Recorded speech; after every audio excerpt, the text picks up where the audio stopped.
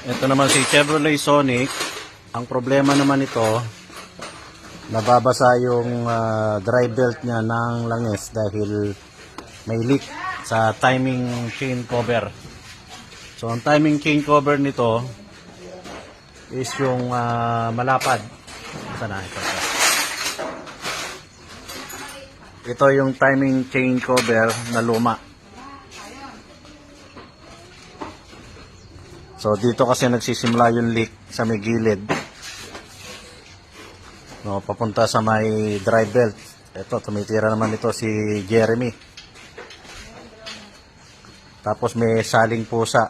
Ayun, no. Si Mateo. Ano gusto mo paglaki mo? Ano gusto mo? Police? Very good. Huwag mo akong hulihin, ha? Baka pag naging police ka, ulihin mo ako, ha? Sige, tabi lang ng McDo. Yan.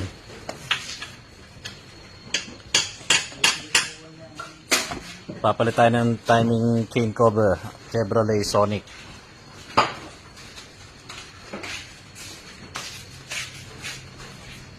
Ito naman si Doc A.